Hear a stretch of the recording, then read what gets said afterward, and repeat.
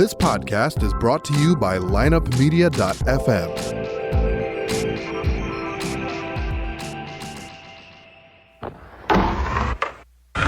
Because if you can tell me what your habits are, I can tell you what sort of a person you are. I can tell you what your future looks like. But like I always say, life is 10% what happens to you, it's 90% what you do about it. The people who are most effective in the workplace believe that their future is going to be bigger than their past. When people don't believe that their future is going to be bigger than their past, they begin to disengage.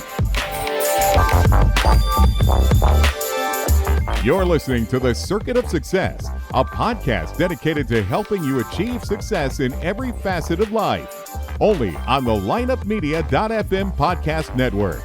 Now, your host, Brett Gilliland.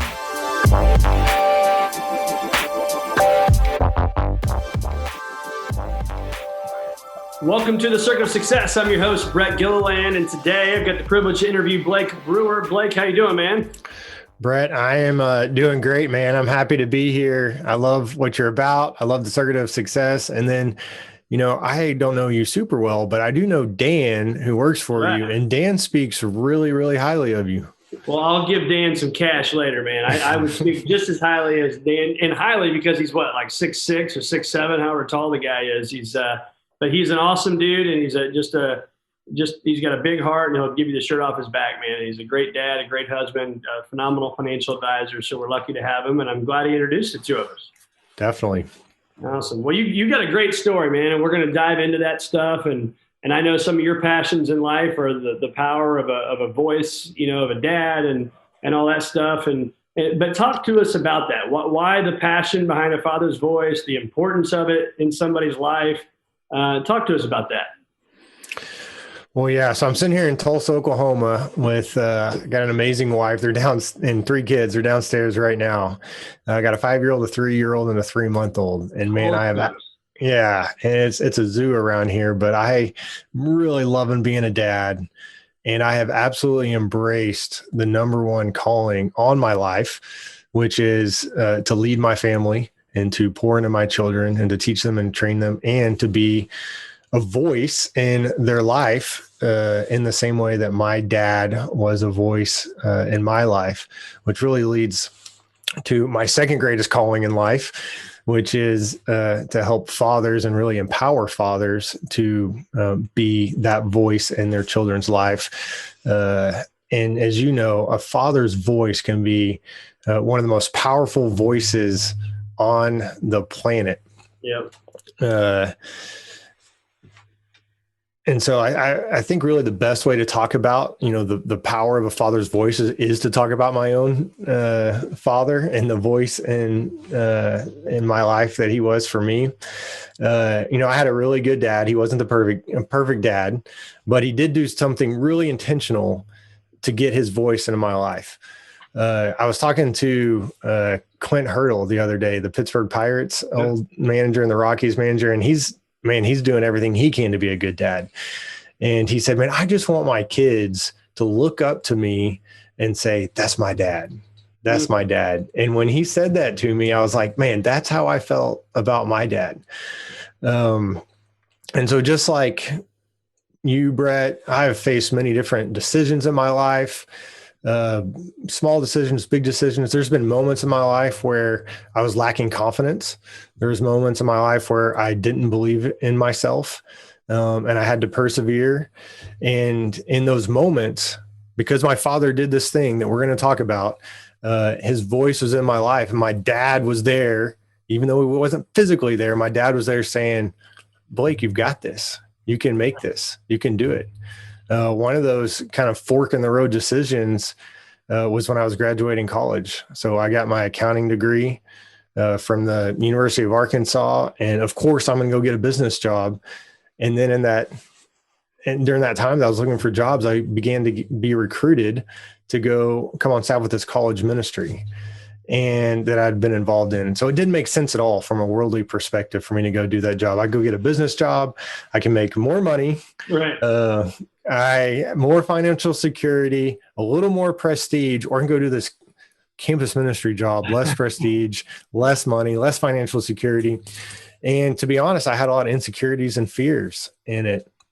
And but I will say I felt like God was calling me to go do that. And I don't know if you've ever done this before, Brett, but whenever God's calling you to do something and you're like, but you're not sure you want to go do that. You and you're like, man, to make the call, right? Like, yeah.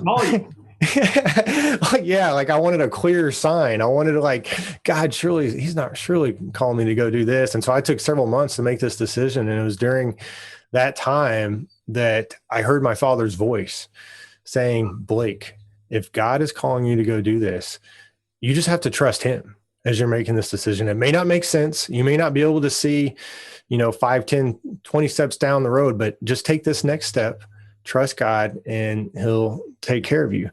And so I ended up making that decision to go on staff with this campus ministry. I thought it was going to be a 3-year decision, ended up doing it for over a decade.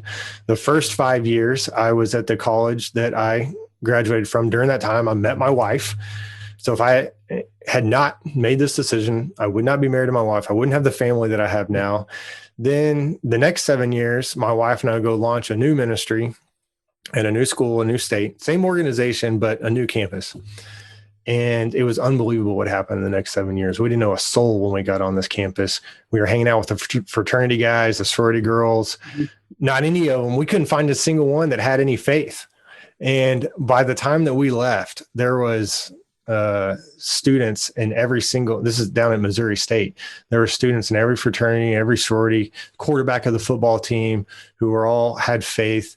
By some metrics, we were one of the largest ministries in the entire country. And it was like, man, I could have missed out on all that God was calling me to do. And I'm so grateful that my father, his voice was in my life, telling me make that decision. But Brett, as I think about what my father did for me, and I think about the power of Father's voice, and I think about myself as a father now, it is so hard in the culture that we're living in, the world that we're living in, for a father, harder than ever before, in my opinion, for a father to get his voice. Why do you think that is in our culture today, that it's harder? Well, I'll give you 3 reasons, and it's accelerating. For all of history, fathers were very involved in the child rearing, and they were at home, and it was very much a part of their life. Like they very much cared about their children and their legacy. Number one, there was no 401k or anything, no retirement. So like they had to teach and train up their children who was going to take care of them one day. But for most of history, fathers cared more about not their job, but their family and their legacy. Like they were thinking about their great grandchildren. And then the Industrial Revolution happened. Fathers go off to work. And all of a sudden in our culture, it's like the woman's job to raise the children. So culturally that becomes true. And so fathers start to have the mindset, okay, this is all the woman's job or the mom's job. But then in culture, you start to see, even on TV, dads are just portrayed as like the beer guzzling idiot. Yeah. And so even really good dads, that starts to erode in your confidence and say, oh yeah, well, maybe my role isn't that important. So that's the first thing that happened. The second thing that happened was the information age, as far as like the difficulty in father getting his voice in his children's life. So now we have access to more information than ever before in history. And there's so much information and it's basically noisy, and it's really hard for a father to get his voice in there when you're listening to, you can literally Google anything. And now there's so much information, we don't even know what's true anymore. There's an expert for anything. So I go online, I can't figure out like what is true. So I know this is happening for my children. Then the third thing happened, which the smartphone comes out. And so now social media. And so now like the stats say that our children are on their phones 7 to 9 hours a day. So that's 7 to 9 hours a day that they're not listening to their father, and they're listening to whoever. Right. And so a lot of the times this is celebrities that, we would never even feel comfortable giving that celebrity a child to raise on their own, but yet that celebrity is speaking into our life. Or it's not celebrities, but they're just talking to their peers or looking at their peers, and all the research and data shows that when your identity comes from your peers, you're more insecure and you're less confident. But when your security is shaped by your parents and especially your father, the father has the ability to help someone be more confident, more successful, to persevere in life. But it's hard because every kid out there has a smartphone. And so good dads are recognizing this. And this is why I am so passionate about what my father did for me to help get his voice in my life. And it's even more apparent right now that fathers need to do something. And it's the thing that my dad helped me do for me. And now I'm helping other dads do with their children. Yeah, I think you're right. It's funny. My boys probably just hit delete and don't watch it, but I don't know. I probably have done it a half a dozen to a dozen times that I just feel something on my heart to my kids. And if I'm driving down the road, I'll take a video and talk directly to them. I'm obviously watching the road where I'm going and driving, but I'm talking to the boys, like, hey, here's what I'm thinking. And it's, you take this and feel defeat, but you got to battle through it. And just try to give them some advice, because we don't know when our last time we're going to talk to our kids or our family or our friends or whoever. You don't know that, right? And so I want them to have a little nugget from me if they can. Thankfully, I've got this podcast, so if they get real bored sometime, they can go back and listen to hundreds of hours of it. But point being is, I agree with you. I think that our message is so strong, as is a mom's message, right? The moms, right. The moms. And no different than my 6-year-old today. I was busting his chops on the way to school. He was missing his mom. And I'm like, what am I, chopped liver? I'm like, you're going to miss your mom all day, but you think about your dad? Come on. But anyway, we're important, but I know we're here talking about dads today. But you mentioned numerous times that your dad did something for you that was really left a mark in your life, left a dent in your life. So what was that? What can you share with us on that? Yeah, well, I'd be more than happy to share. This is a story that I've been sharing the last 18 years of my life in front of many audiences, big and small, but it really goes back to May 23rd, 2003, which is the biggest day of my life and the worst day of my life. My family and I, so my dad was a CEO of a hospital here in Tulsa, and he was also a professional football player for a second. He got drafted by the Atlanta Falcons, and he was actually Terry Bradshaw's tight end at Louisiana Tech. Wow. Yeah, my dad, he caught Bradshaw's first touchdown pass. I've got a cool picture of Bradshaw and my dad with President Nixon in the Oval Office. So that was my dad. And we took a family vacation. It was right after my freshman year of college to Hawaii. We had taken a lot of vacations, but this was like the coolest one, kind of the pinnacle of our vacations. And the first day there, we went to Hanama Bay. And if you know anything about Hawaii, this is like one of the most beautiful beaches there and in the world. And as soon as we got there, we were jumping in the water, snorkeling. And it was my dad and my sister and I out in the water. And it was just really neat, really cool. We saw a sea turtle, we saw fish, and we came back in. My mom was laying out on the beach and my sister laid down, I laid down, and my dad didn't lay down. And he was like, we were talking for a minute and he's like, man, we're in Hawaii. Like, I'm going back out there. And, I already mentioned, he's an athlete and everything. So he's like, man, he's ready to go. And he started walking down the beach. I still remember this. He was walking down the beach, and I was I had this battle going on inside me of, man, am I just going to lay here or am I going to go hang out with my dad? And I was just like, man, I just want to go hang out with my dad. And I'd been off at college, for my freshman year. And I just got home and I was like, man, I want to go be with my dad. And I remember running down the beach to catch up with him. And he looked at me and I'll never forget this. He said, look who decided to join me. And just kind of that smile on his face. And it was just in that moment that I felt loved. And because there's nothing like when someone just enjoys being with you. Like when you enjoy being with your children, Brett, like there's no other way that you could show them more love than that moment. Wow, you just enjoy being with your children. So him and I put our mask on and just started snorkeling. And him and I are both guys who were going to seek adventure. So we weren't just going to stay in this one spot. We just kept going. And next thing I know, the water is a lot deeper and the waves have picked up. And we're in an area that I now know is called Witch's Brew. And the waves had gotten really big. And so I picked my head up out of the water and I'm like, where is my dad?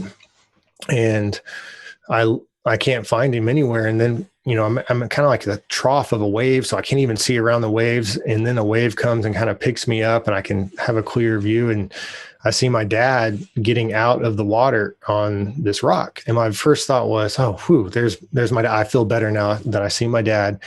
But then it was like, why is he getting out of the water on this rock?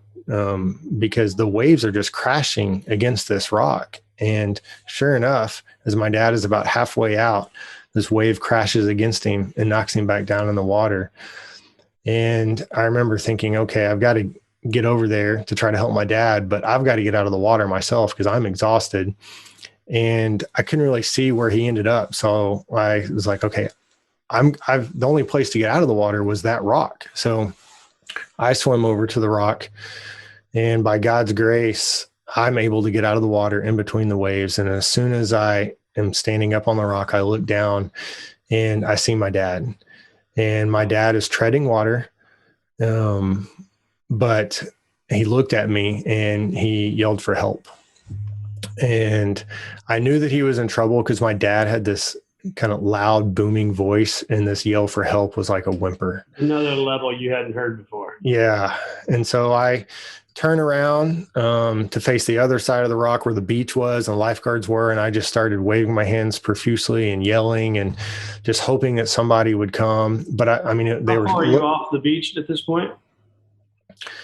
That's the thing. It's like several hundred yards. So like, they're like ants over there. They can't. They're not. Yeah. I'm like, there's no way that even if they did see me, they're not going to be here in any timely fashion. So I turned back around and my dad was still treading water, and I just had to make a decision. What am I going to do?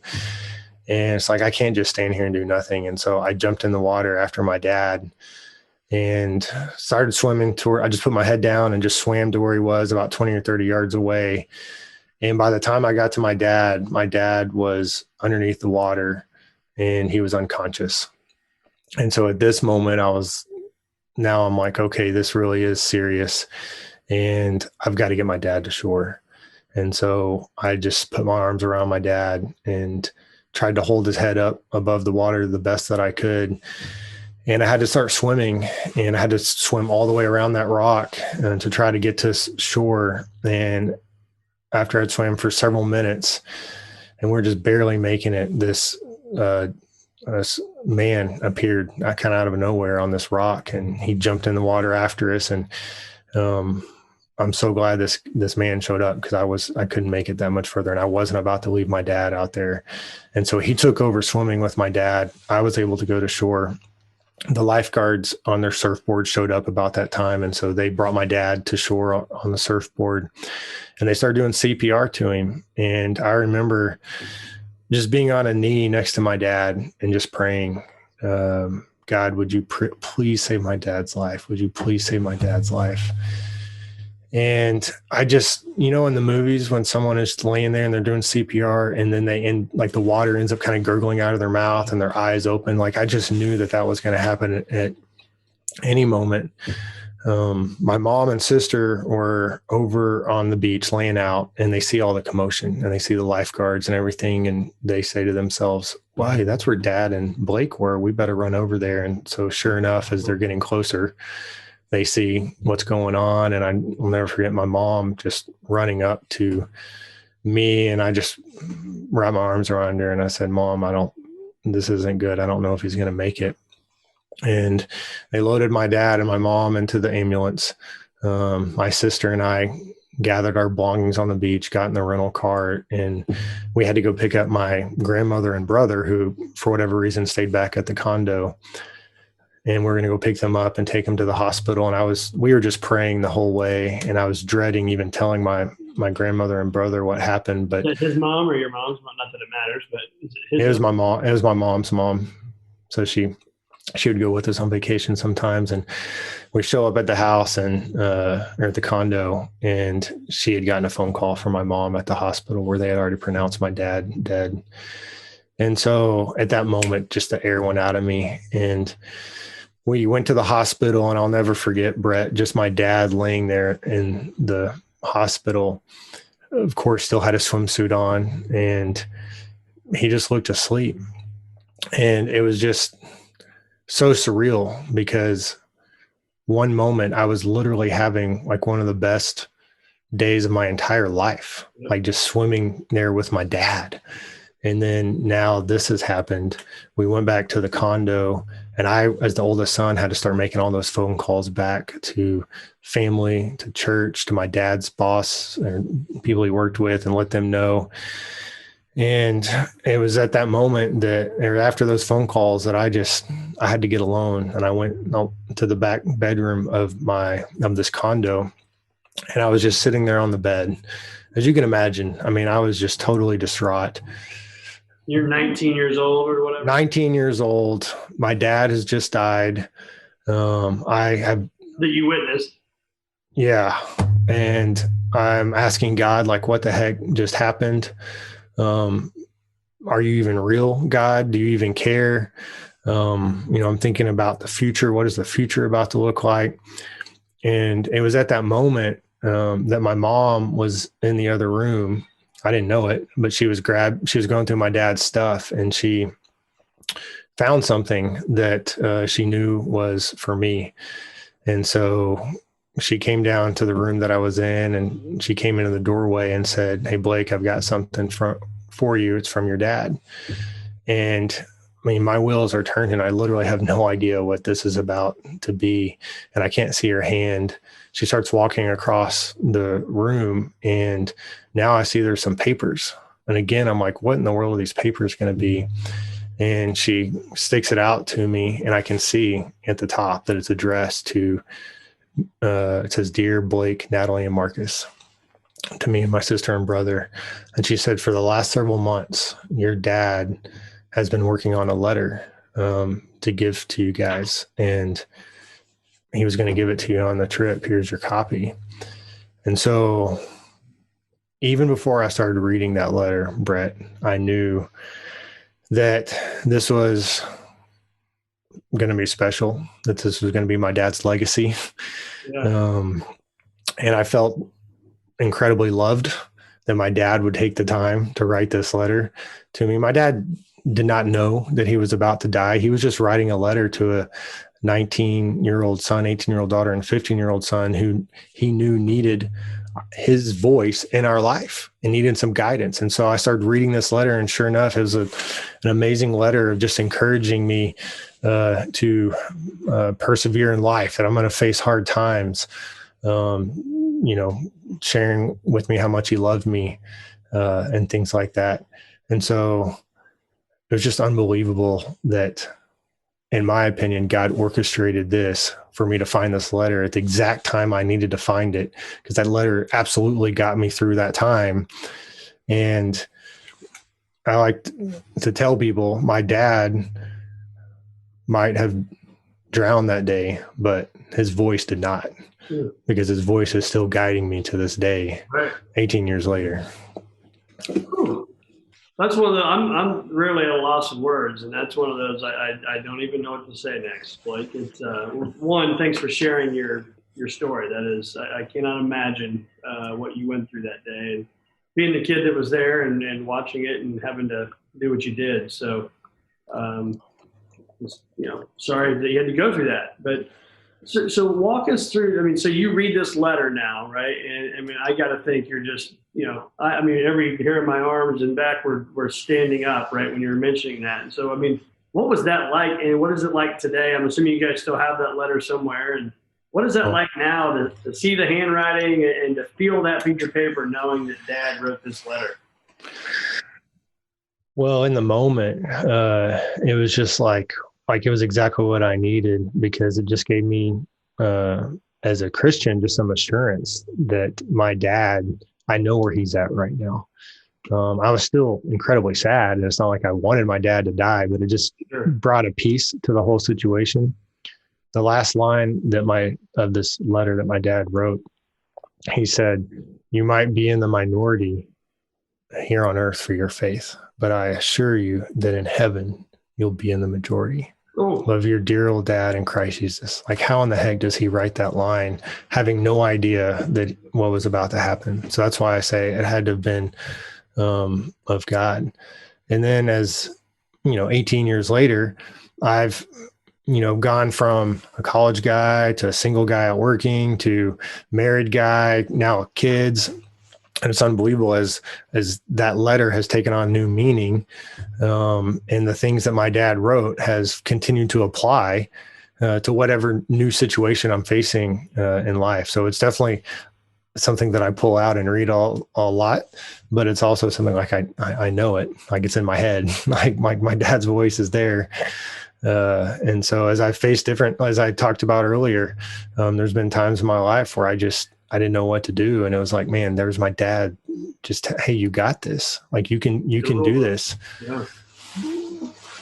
Wow. And so what's your mission now? I mean, when you look at life and now you've got these 3 kids and what do you say, 5, 3 and 3 months? Yeah. Woo. God bless you, brother. Man, it's a blast. I'm the family horsey. They love riding me around. I'm sure you have been there. I have been. It's amazing how fast it changes. My oldest is a freshman in high school, so 15 years old, and 13-year-old, a 10-year-old, and a 6-year-old, and it just so enjoy those moments, man, because it gets like that as you're already experiencing with your oldest. Well, what are you going to do with that? Yeah. So as you can imagine, this story is something that I've been sharing for the last 18 years and impacting people on all kinds of different levels. And with everything that's going on in the world we talked about earlier, and especially now that I'm a father and I see the importance of a father and how hard it is, as a father to be a good father, to connect with your children when you have all the responsibilities and you're trying to do well at work, you're trying to love your wife, and all of this was coming together. And it just, I just knew that God was calling me to help other fathers write a letter like this, like my dad did for me. And once again, I had insecurities or had like, God, are you really calling me to do that? And it was like, well, my dad's voice, like, no, you need to go do this. And so, my dad didn't know it when he wrote the letter, but my dad wrote the first legacy letter, is what I'm calling it now, in this movement that we have of reaching in the next 10 years. We want to help a million dads write a legacy letter, write at least one well-written, meaningful, lasting letter to their children. And it was one of those things, just had to trust God and that it's going to work. And man, it's been really cool as doors keep getting opened up. I keep getting invited to share the story.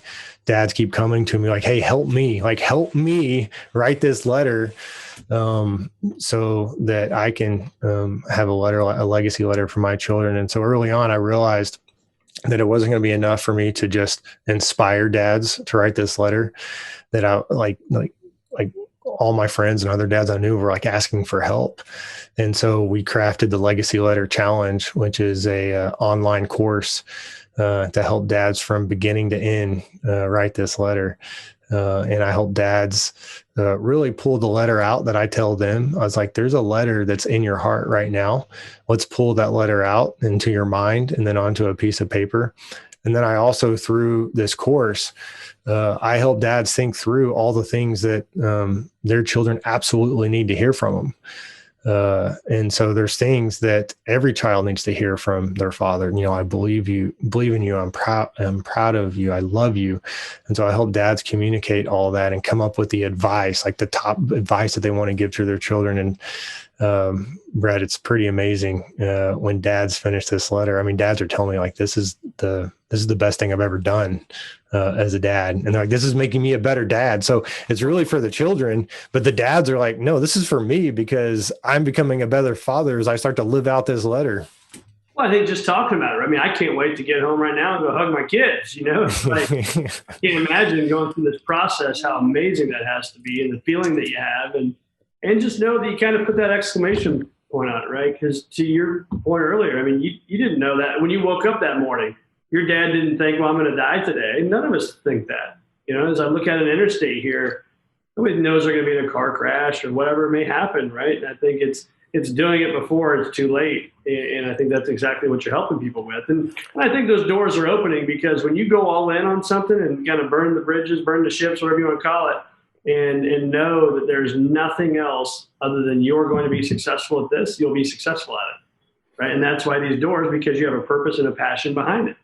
Would you agree with that? Oh yeah, absolutely. Because there have been moments overall, I'm like, I'm all in on this, right? But then there's moments or weeks where I'm like, is this going to work out? And I can just feel it in myself. Right? Yeah, my confidence goes down. And then for whatever reason, those weeks, not as many doors open up.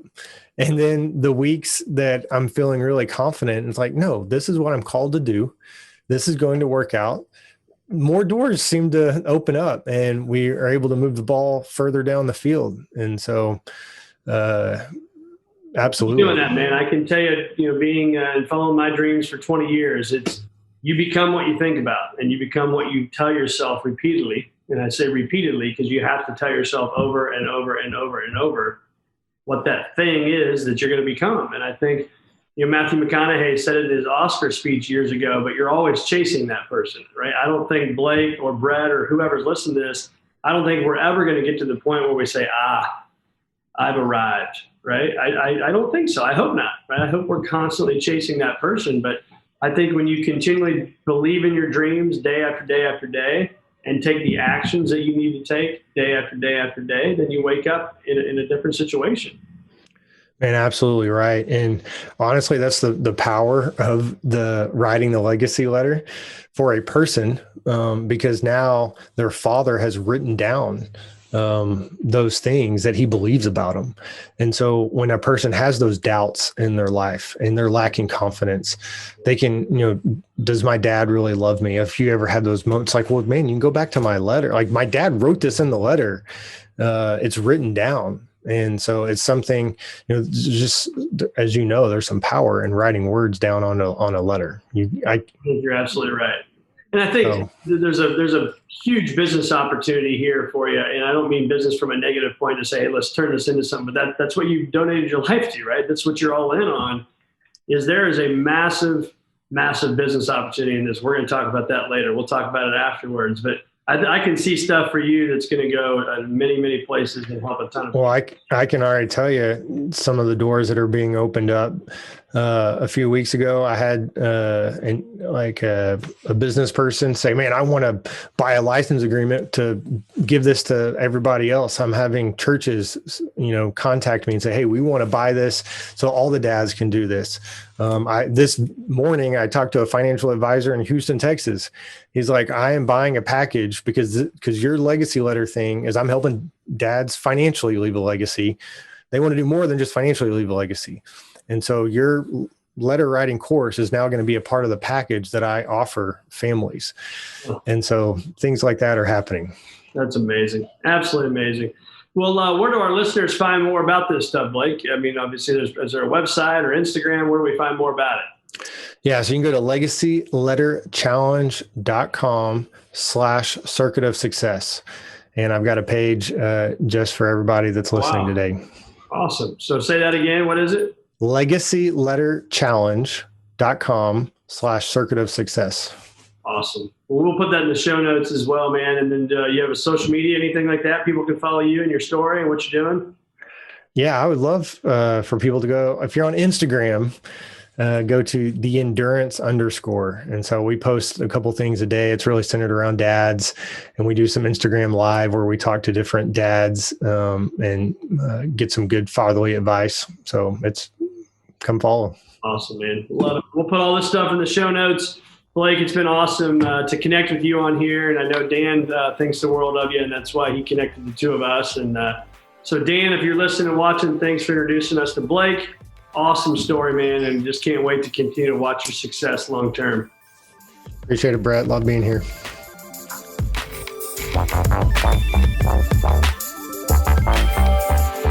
Tune in next week for another episode of The Circuit of Success with Brett Gilliland on the lineupmedia.fm podcast network. Subscribe to the show on iTunes, Google Play, Stitcher, and through our website, circuitofsuccess.com. Follow us on Facebook and Twitter, and email any questions to info@circuitofsuccess.com.